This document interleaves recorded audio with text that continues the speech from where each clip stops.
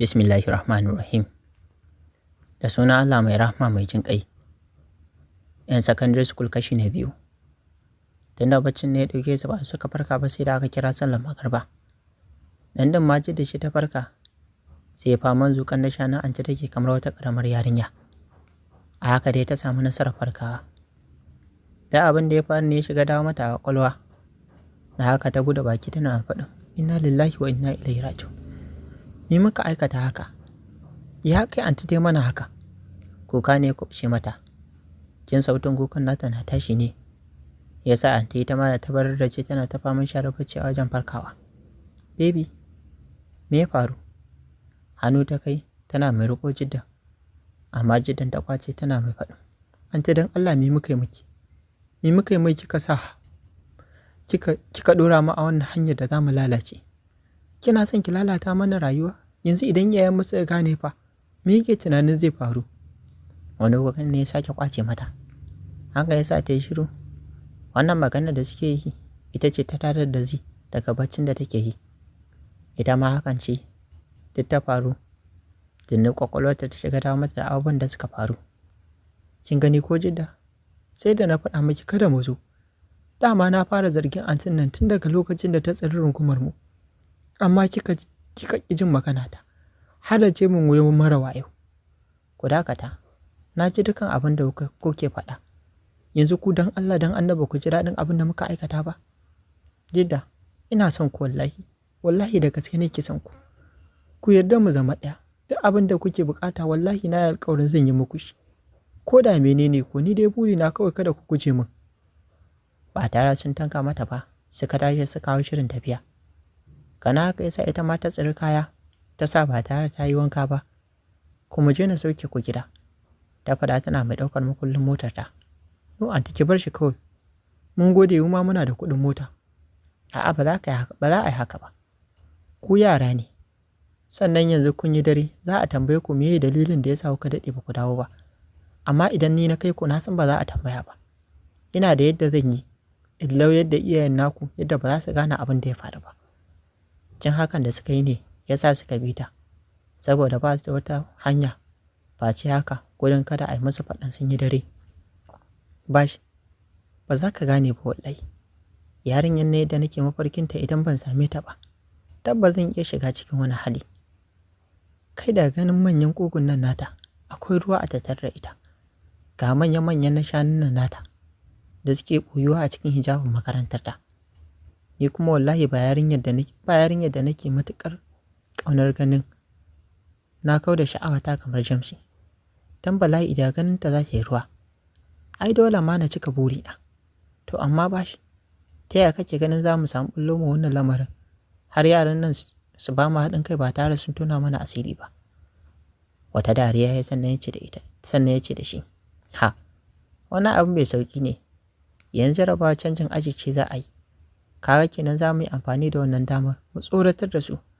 Akan idan ba su ba mu haɗin kai ba, za mu kada su ba za su wuce aji na gaba ba. Shege mutumina, gaskiya kan kana kawo ta wallahi. Ni ai duk wannan tunanin bai zo min ba. Ai na san dole ne ma su yarda. Gudun kai 'yan ajin su wuce gaba su kuma a bar su a baya, 'yan ajin su yi musu dariya.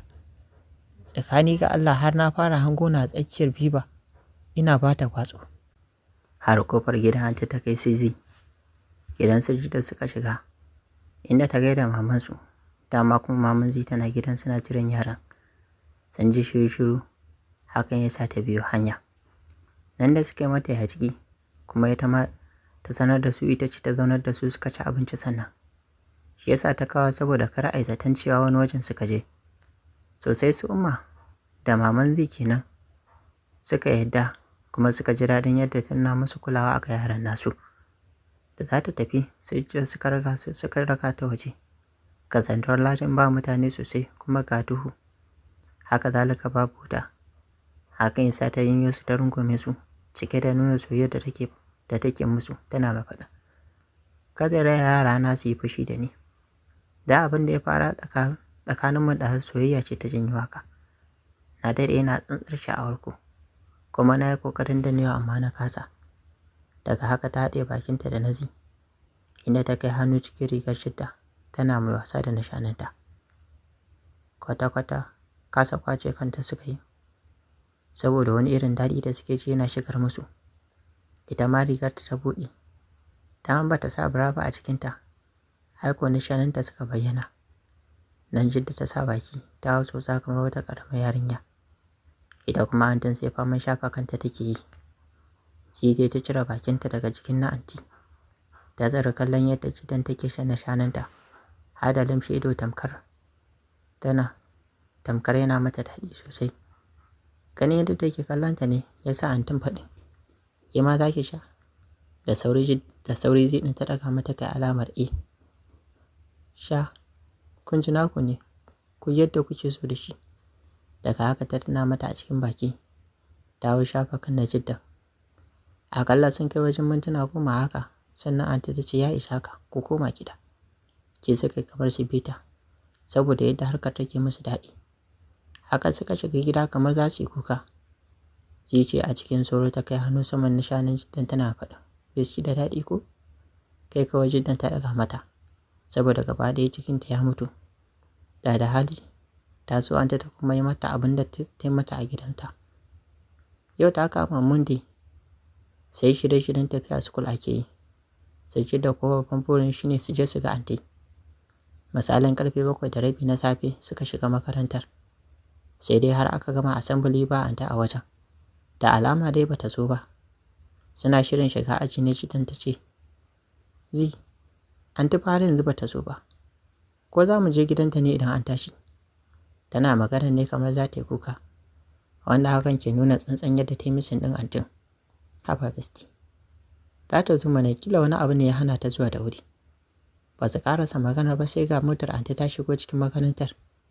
Ce suka kamar su daga tsalle su gansa a wajenta. Anti ita ce take da period ta 3, wadda daga ita sai breakfast.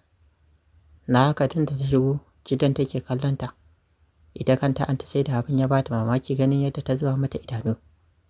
Tana gama abin da ya kawo da ta fita class ɗin. Ta zo ta ce su zo same ta, sai dai kuma kiran da aka mata a waya ne matuƙar ɗaukar mata hankali. Hawaye ne suka ciko idanun Jiddan. Ganin antin ba ta yi musu magana ba. Anti barin nan ce mana ce tana samu. Amma kin ga yau ta zo ta yi banza da mu kamar ba ta gamu ba. Kuma wallahi ni da gasken ina santa. Haba besti. Me yasa kuma har da hawaye? So yake yin ajin na hankalinsa ya dawo kanmu ne? Ke bari ana fita breakfast za mu je har ofis ɗinta mu same ta. Kamar yadda suka faɗa kuwa, kai tsaye bayan an tashi breakfast ɗin, ofis ɗin antin suka nufa. A lokacin akwai student a ciki, na haka suka tsaya daga bakin kofa. Sai da suka fita sannan su ma suka sa kai ciki da fargabar abin da za ta ce musu. Tasowa ta rungume su cike da jin daɗin ganin nasu. Fuskar da ta kalla ta ga alamar ta sha kuka. Cike da tsantsar kulawa take tambayar su abin da ya sa ta kukan. Baby, me ya faru na ga hawaye a idanunki? Ko wani malamin ne da ke ki? Anta baki bace kika yi mana magana? Jiddan ta faɗa hawa yana ci gaba da gangarwa a cikin kuncinta. Ayya, sorry baby na. Wallahi kina raina. Ina son in yi miki magana shine kuma aka kira ni. Amma dai kin san I love you ko? Da sauri Jiddan ta ɗaga mata kai alamar tana mai ƙarin gume ta kamar wani zai kwace mata. Shafa kan zai ɗin take kamun ta ce, ba ku ci abinci ba ko? Kai suka ɗaga mata alamar ta kalli zai tana faɗin oke. Zai karɓi muku gurasa da tsire a waje. Anta ta faɗa tana mai miƙa mata kuɗi. Gami da faɗin ki taho muku da drinks. Kofa ta mayar ta rufe. Ta yi karantse da Allah babu wani a ciki. Da haka dole idan mutum zai shigo sai ya kwankwaso ƙofar. Zama ta yi akan kujera sannan ta janyo ta zuwa jikinta. Baby za ki sha? Kai Jiddan ta ɗaga mata alamar cike da nuna jin kunya. No baby. Babu fa 'yar kunya a tsakanina da ke. Ki ɗauke ni a matsayin mom ɗinki oke? To momi, Jiddan ta faɗa tana mai kai na sha na anta cikin bakinta, cike da kwanciyar hankali. Ta yi a cikin momin tata, tana mai ci gaba da sha. Wani irin daɗi take ji mara misaltuwa. Anta kuwa kanta kawai take shafawa. Tabbas tana son Jiddan sosai da sosai, irin son da ba zai taɓa misaltuwa ba. Ƙaramar hukumar Nomau, Mairo, Mairo, wai dan Allah kina ina ne nake ta kiran ki amma shiru? Yi haƙuri malam, ina madafa ne, shi yasa ban ji kiran naka ba. To naji, kin gama abincin ne ko kuwa a'a? Daga can cikin ɗakin girkin take faɗin. Ishan ne ba shi da kyau. Wallahi shi yasa, amma ya kamata a ce tun ɗazu ma na gama. Banda hayaƙi babu abin da yake da alama dai ruwan shekaran jiya ya ƙare a kan shi. To ai shi kenan, yanzu dai ba zan zauna zaman jiran abu biyu ba. Dole ne a yi ɗaya.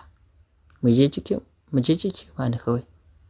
Dariya mai ran ta tana faɗin haba, malam kenan. Wai kai dan Allah ko gajiya ba ka yi, haba Mairo. Ya za a yi na gaji, kin san daɗin wajen nan kuwa? Ai daɗin shahara ba a magana. Amma idan kin gaji da ni kawai ki faɗa min sai in ƙaro miki kishiya.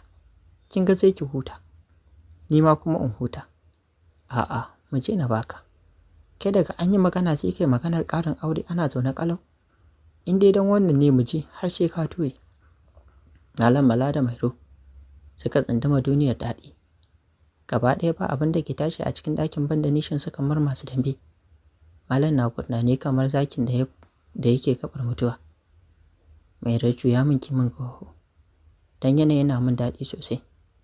Ai ko nan da na Hajiya Mairo ta kafa mishi goho saboda ba ta son maganar kishiya.